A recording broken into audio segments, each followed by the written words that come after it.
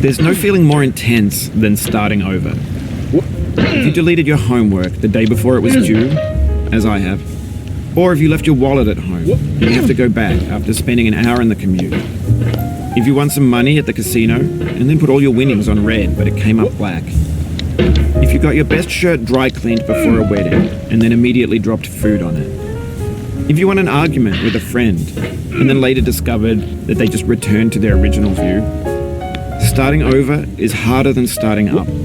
If you're not ready for that, like if you've already had a bad day, then what you're about to go through might be too much.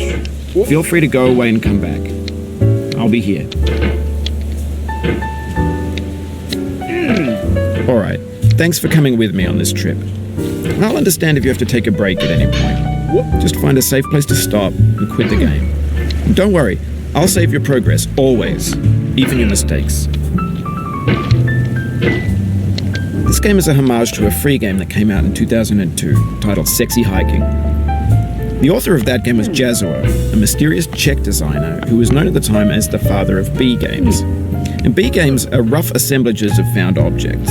Designers slap them together very quickly and freely, and they're often too rough and unfriendly to gain much of a following.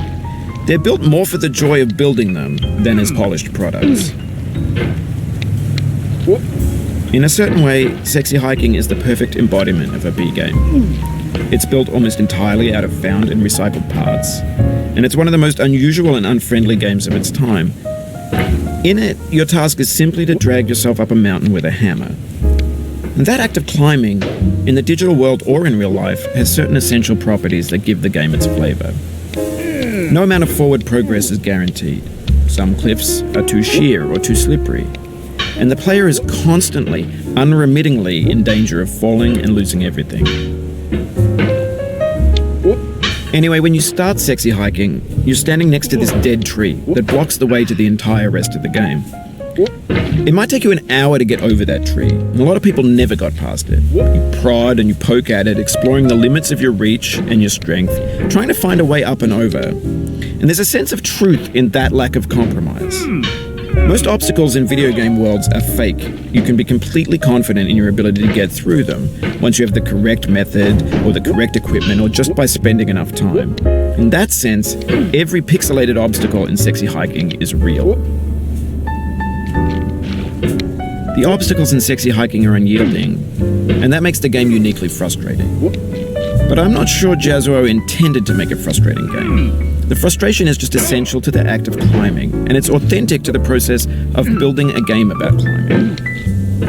A funny thing happened to me as I was building this mountain. I'd have an idea for a new obstacle, and I'd build it, test it, and it would usually turn out to be unreasonably hard. But I couldn't bring myself to make it easier. It already felt like my inability to get past the new obstacle was my fault as a player rather than as a builder. Imaginary mountains build themselves from our efforts to climb them, and it's our repeated attempts to reach the summit that turns those mountains into something real. When you're building a video game world, you're building with ideas, and that can be like working with quickset cement. You mold your ideas into a certain shape that can be played with, and in the process of playing with them, they begin to harden and set until they're immutable, like rock. And at that point, you can't change the world, not without breaking it into pieces and starting fresh with new ideas. For years now, people have been predicting that games would soon be made out of prefabricated objects, bought in a store and assembled into a world. And for the most part, that hasn't happened, because the objects in the stores are trash. I don't mean they look bad or that they're badly made, although a lot of them are. I mean they're trash in the way that food becomes trash as soon as you put it in the sink. Things are made to be consumed and used in a certain context, and once the moment is gone, they transform into garbage. In the context of technology, those moments pass by in seconds. Over time, we've poured more and more refuse into this vast digital landfill that we call the internet. It now vastly outnumbers and outweighs the things that are fresh and untainted and unused. When everything around us is cultural trash, trash becomes the new medium, the lingua franca of the digital age. And you can build culture out of trash, but only trash culture. B games, B movies, B music, B philosophy. Maybe this is what digital culture is. A monstrous mountain of trash, the ash heap of creativity's fountain. A landfill with everything we ever thought of in it. Grand, infinite, and unsorted. There's 3D models of breakfast, Gen X's fanfic novels, scan magazines, green screen Shia LaBeouf, banned snuff scenes on LiveLeak.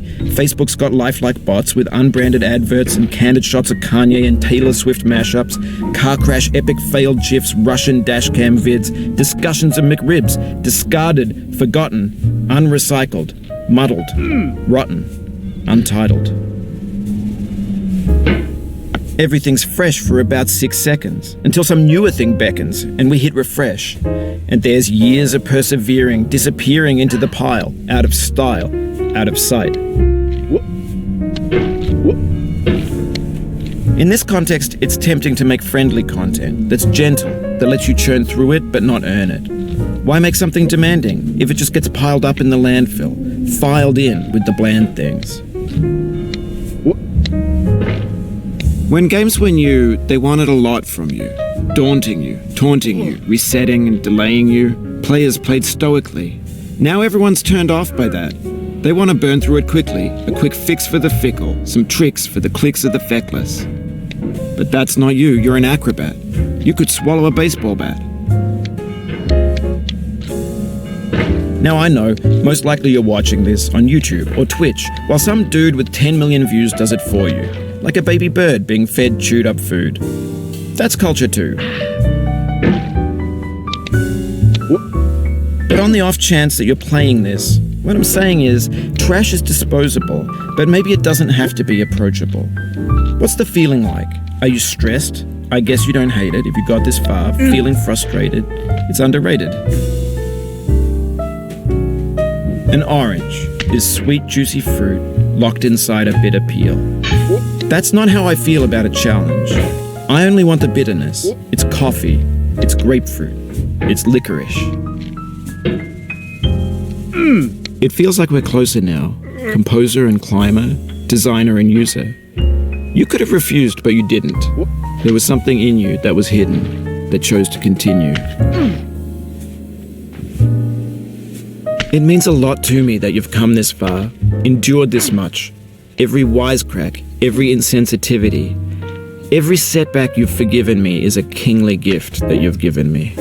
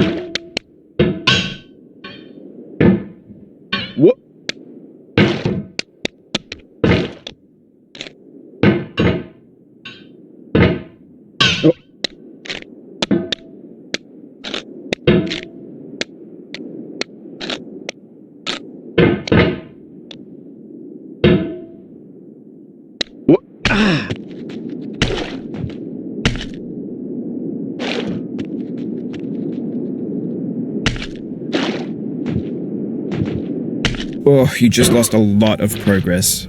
That's a deep frustration, a real punch in the gut.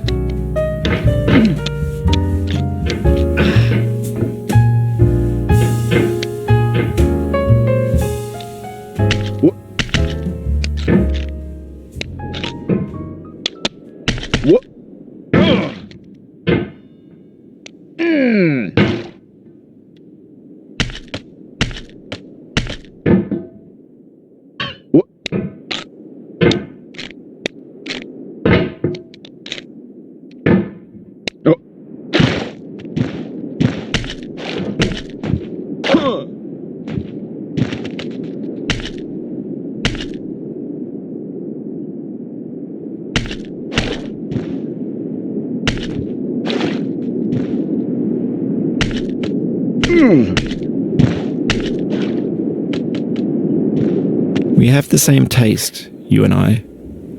It's not ambition. It's ambition's opposite. An obdurate mission to taste defeat. You'll feel bad if you win, so I put this snake in for you.